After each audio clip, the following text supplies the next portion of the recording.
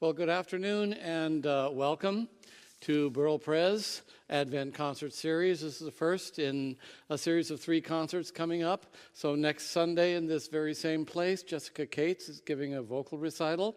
The following Sunday at 5 will be the choir and orchestra presentation of a cantata called Have You Heard? So, back to today. I have kind of a twofold purpose for this. Number one is I'm going to introduce you to the organ itself. This marvelous instrument we have here, its sounds and its capabilities. And 2, I am going to describe what to listen for in these special organ arrangements of these Christmas melodies. The Glory to God hymnals are in the pews in front of you, and I've included the hymn numbers of the carols that I'll be playing in the program.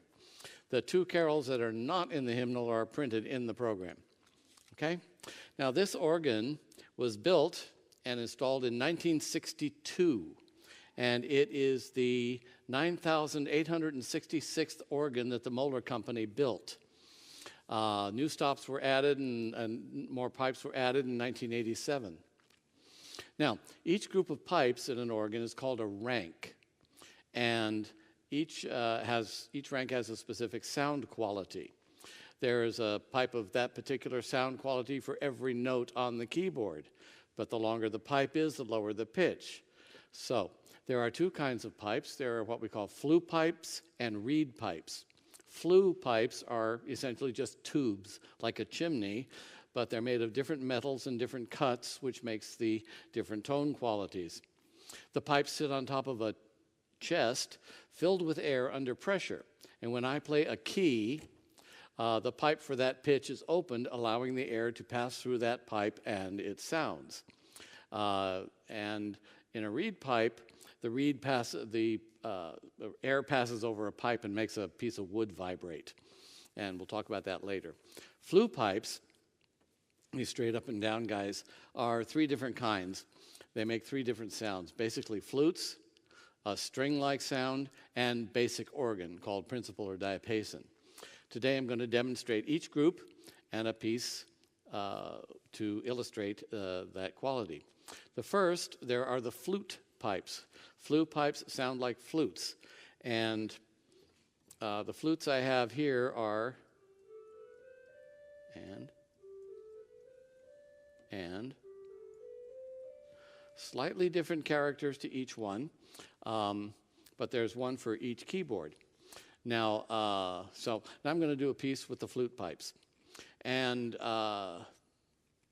in music, when there are 2 songs can be played together at the same time, they are called partner songs. So this rendition is Listen for the Partner Songs of the First Noel and the Dona Nobis Pacem canon, which is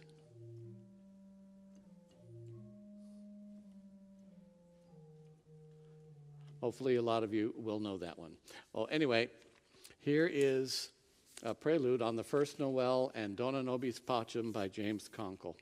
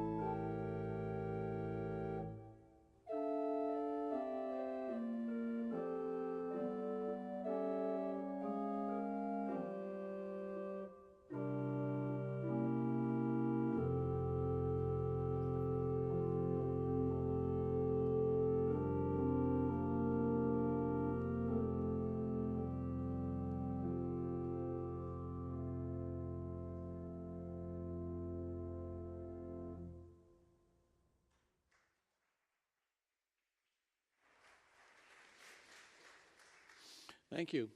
Next set of pipes I'd like to introduce you to are the string or violin sounds. They have names like gamba or viol or gemshorn. And here's what a gamba sounds like. And here's the gemshorn. Now, along with those main two string sounds, there is an organ thing called the celeste effect, and that is there is a set of pipes, a completely parallel set of pipes, tuned just slightly sharp of the regular pipe. Here's the regular one. Can you hear the difference a little bit? Okay, and when you play them together, it gives a little brightness.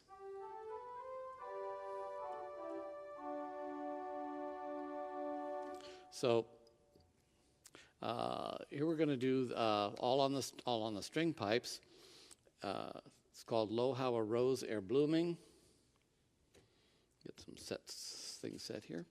So this is a lovely arrangement, and these are not the normal harmonies you hear from the hymnal version of this carol. So enjoy.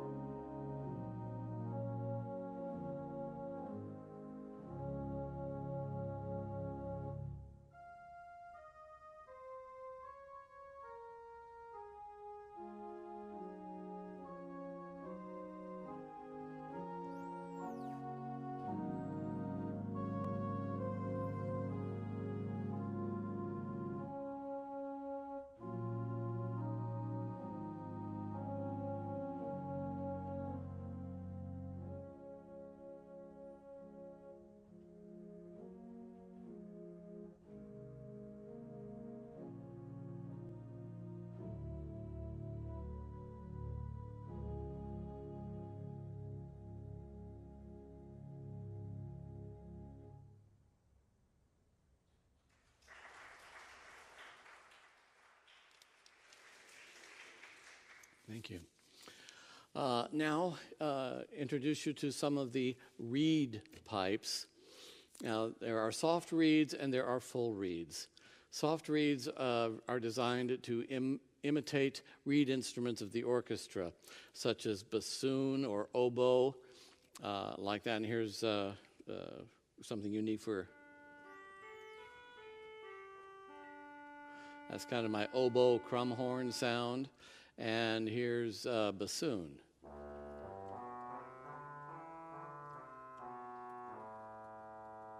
Okay. Now, the fuller reeds are often labeled trumpet or clarion, and they have a brighter reed tone to them. Here's the trumpet.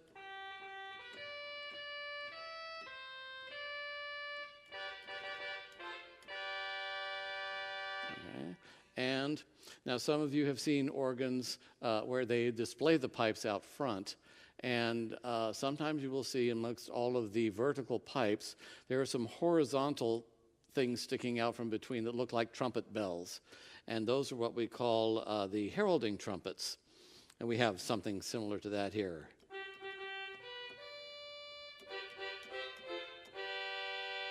Very bright and very up. Okay? All right. Now, here's a piece, and it's going to be using the soft reed for the main melody, accompanied by flutes. The opening statement by the flutes kind of sets the atmosphere of a quiet little town, and then the melody comes in softly in the light reed. Then the flutes take over all of everything, playing the piece, and the soft reed comes in again at the end, echoing the last phrase of the song. Now, sometimes in special arrangements of pieces, composers might quote other melodies related to the subject of the text of the main tune. So listen here for a quote from a different well-known carol in this setting of O Little Town of Bethlehem.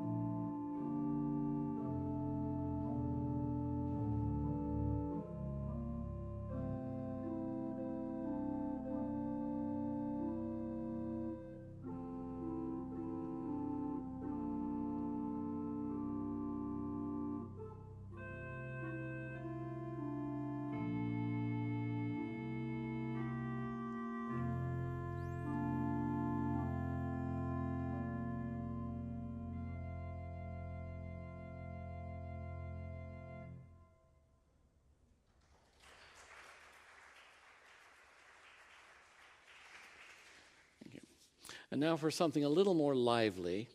This next piece uses the trumpet stop for its main theme melody, again accompanied by flutes, but this time in a special configuration. One of the neat things about organ is that octave doubling, like I don't have to actually play all of the octaves. I don't have to do that with my hands. I can just push a button, and lo and behold, I've got octaves all over the place with one finger, which is really cool because main note, an octave up, 2 octaves below, or all of them at the same time. Okay, now this time I'm going to use a configuration where they're at the main level and 2 octaves higher. So, like that. Okay, so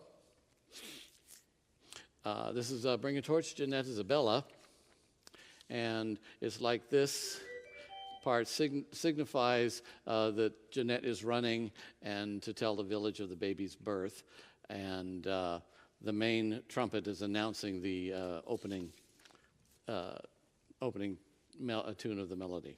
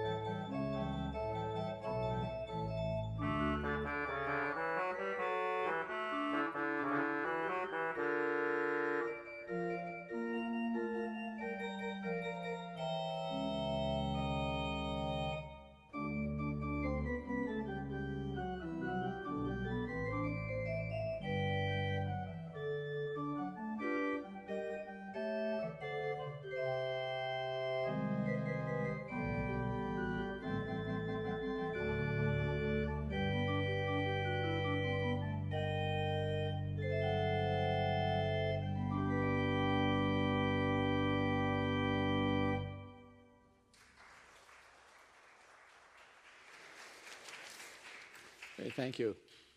The last of the flue pipes to introduce are the principal or diapason. This is basic organ sound.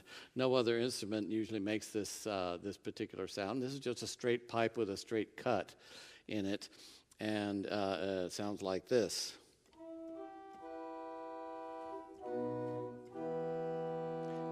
Yeah, or I can add octaves to it like the other. And again. Okay, but this next piece, the Come O Come Emmanuel, will introduce, the whole first section is on that diapason sound. And this is an arrangement by Richard Purvis. Richard Purvis was a superb composer, and he was principal organist at Grace Cathedral in the mid-1950s. This setting of Veni Emmanuel actually hints at the opening melody. He doesn't actually state the whole thing in its reality. He, instead of, he just goes. So he's hinting at the melody, but you can pretty much tell, oh, I think I know this is going to be O Come, Emmanuel.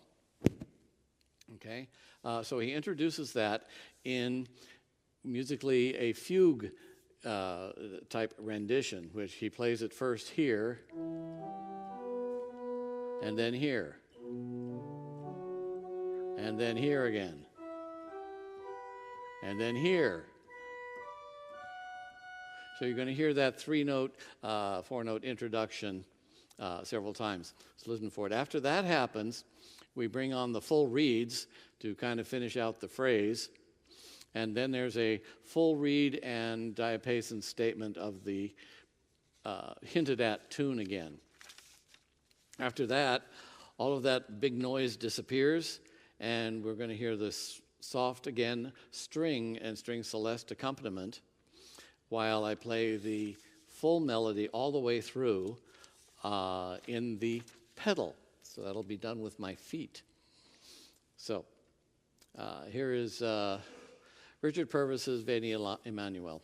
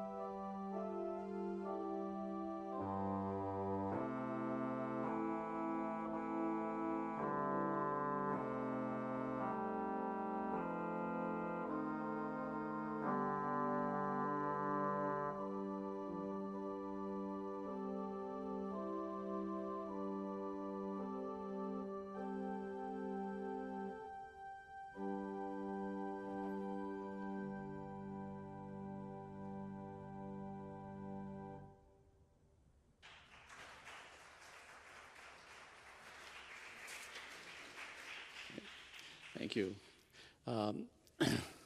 Now, each keyboard that I have in front of me controls a particular set of pipes. This top manual is called the swell, And the middle manual is called the grate. The bottom manual is called the choir. So just to unconfuse you, the term organ itself actually refers to the pipes on the chest themselves. Where I sit, this thing is called the console or the controller.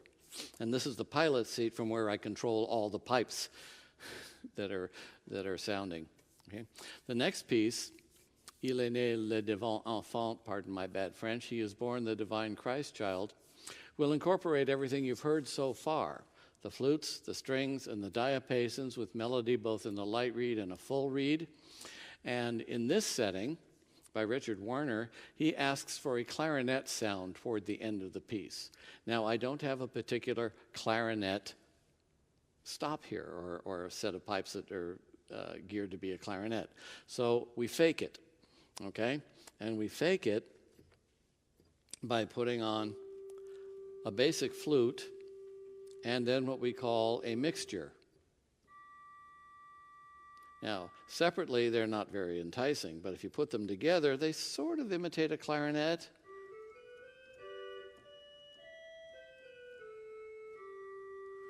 It's as close as I can get to a clarinet. So, anyway, in this setting, I'll be all over the three keyboards, or the manuals, and you'll hear the light reed and the two different kinds of flutes and the reeds with the diapason, and everything gets softer as I actually push things off manually. So here's Warner's setting of Il est né.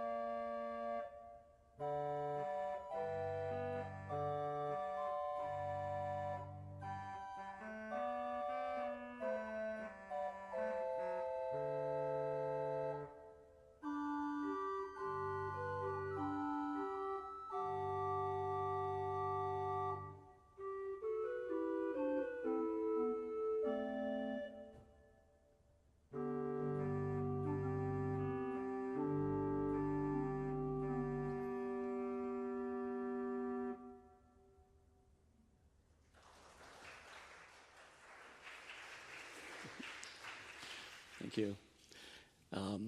Now another feature of organ is what we call the mixture stops. And what mixture stops do is that there are actual pipes that actually play the overtones that are made by a principal tone. For example, we have, if I played this note and up here at the same time, that would give a little brightness to it. But then again, we're all over the keyboard. We can't do that with one hand. So we have the wonderful thing of adding a mixture. So here's a basic. Add the mixture. It gives that brightness and more full tone to it. So now, another thing, one of the most fun aspects of playing the organ is that you get to play with your feet. And it's not the only instrument that's played with your feet. Drummers have a trap set. They have a drum and a bass drum and a hi-hat that they play with their feet. Pianists use their feet. They play with their feet. They have 3 pedals to choose from. I have 2.5 octaves of pedals to choose from. So one of the fun things, like I say, is playing with feet. So I'll use the mixtures in this setting of the Ilene. Different take on it. This is a pedal fantasy, which just uses the opening few notes of that Ilene. Okay, so, and then we go off into some pedal virtuosity and the other thing called the pedal point. And a pedal point is when there's a low note being held forever and ever and ever with noodling going on the top of it. So you're going to hear pedals playing the melody and dancing around this pedal board a little bit, and then you'll hear these pedal tones also as we play other things above it.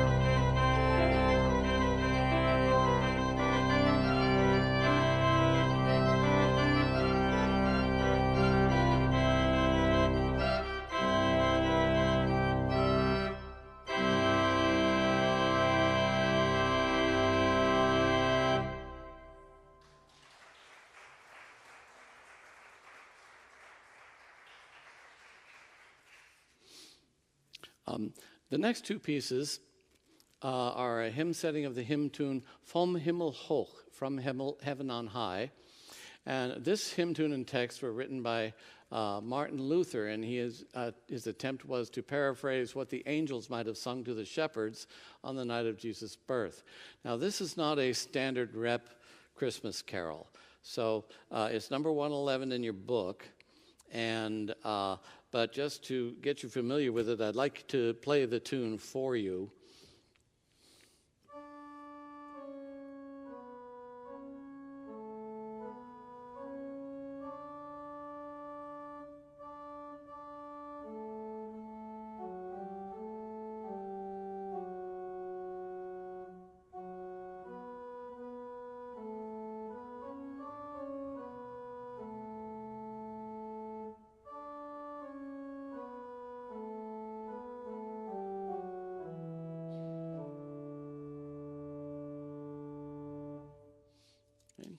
And in the two settings that I'm going to play, they're very different. But the first setting by Richard Purvis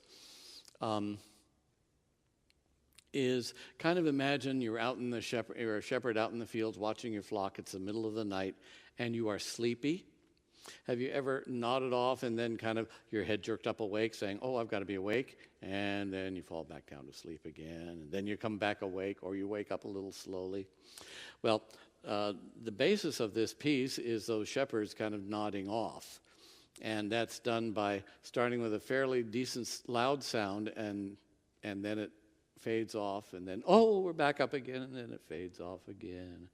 Oh, and then it comes back a little louder, And so as you're going in and out of sleep.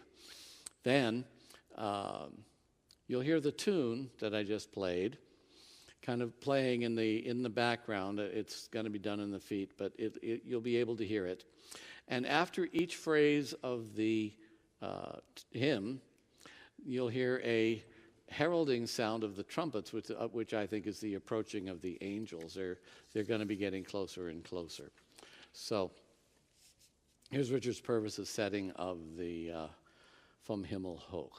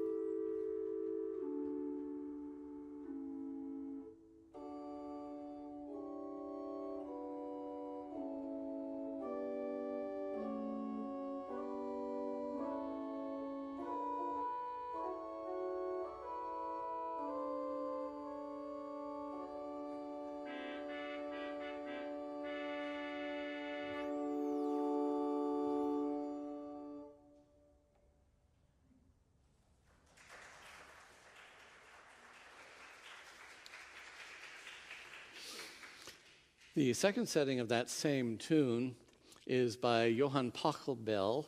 You may be familiar with that name because of the very famous and now popular canon, which was featured in the movie Ordinary People.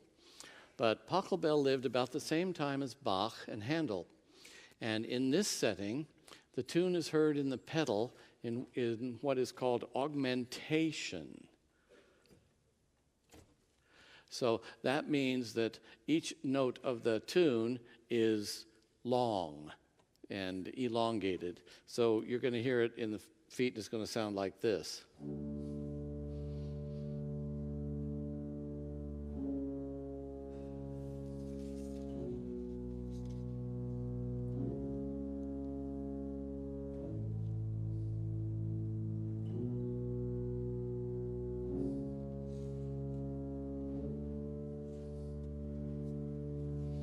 Okay, so that's going to be in the feet. And again, this setting is of shepherds in their fields, maybe I think earlier in the evening than the Purvis setting.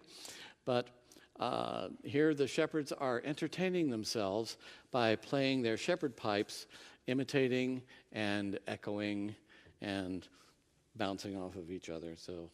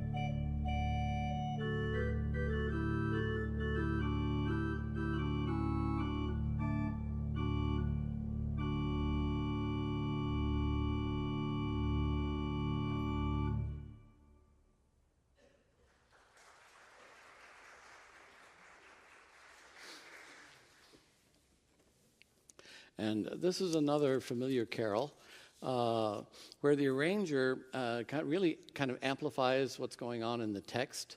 What child is this is a lovely text describing the Christ child sleeping in Mary's lap. But then there's a bustle of excitement when we have the words, this is Christ the King, haste, haste to bring him laud.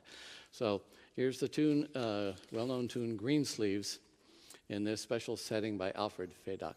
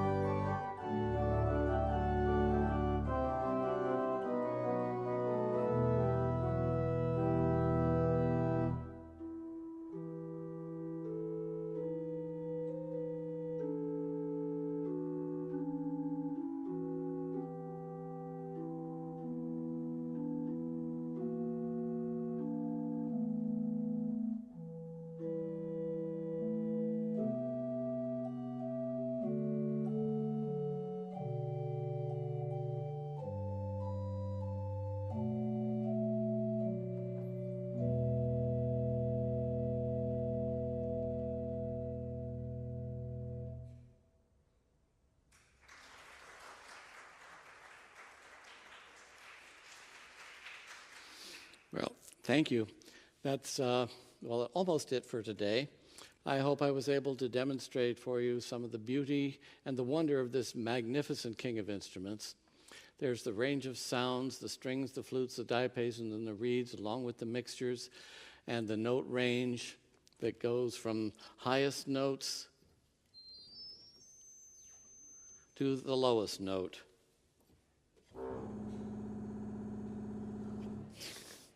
And that last note, by the way, is a pipe that's 32 feet long, literally. It's 32 feet long to make that sound. So we're getting close to the big surprise I kind of promised, and unfortunately when I checked it out earlier, it wasn't as spectacular as I had hoped it would be, but anyway, here goes. I think many of you notice that the pipes are located behind that black wall up there, but that's not a black wall. What that is, it's thin speaker cord, the speaker cloth, and the white where the cross is also thin speaker cloth, okay? So behind that is where all the pipes are. And so, Sonu, go ahead, flip number 1. Oh, yeah, you can start seeing some of the framework up there behind it.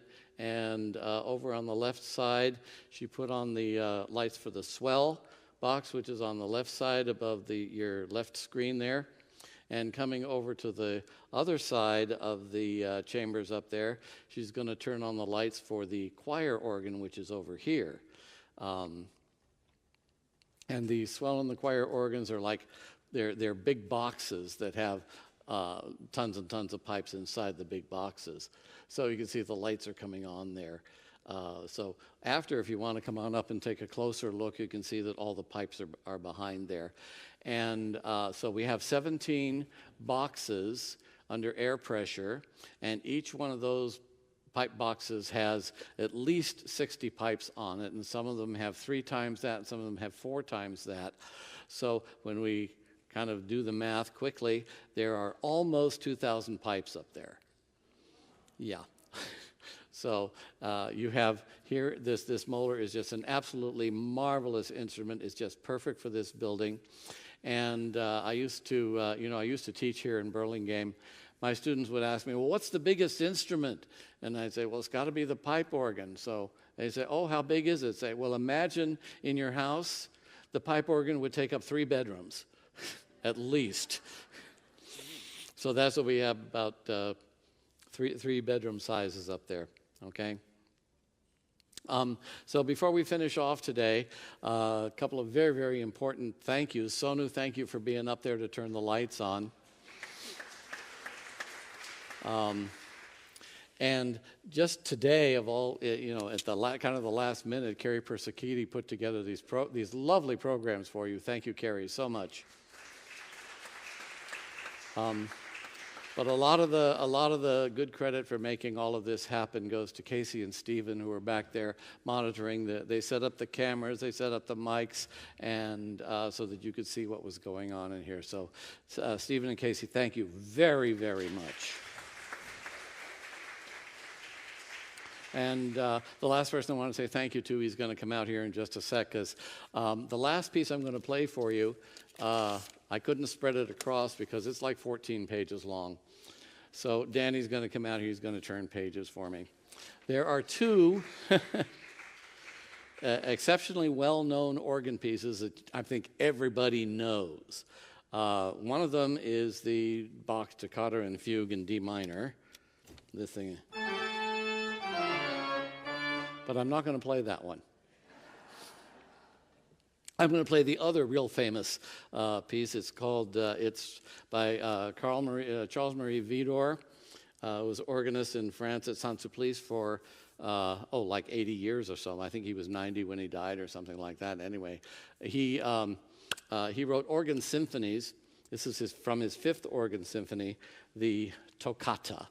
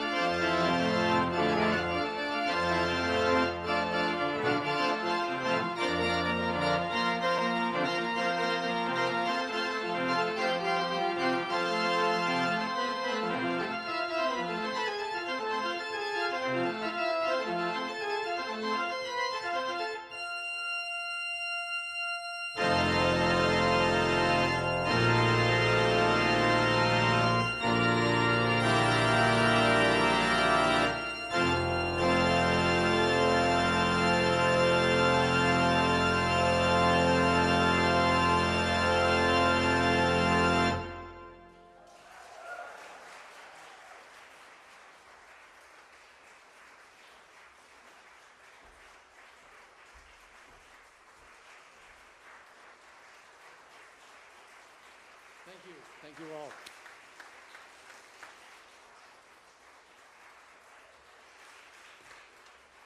Thank you. So anybody want to come on up and take a look, please do.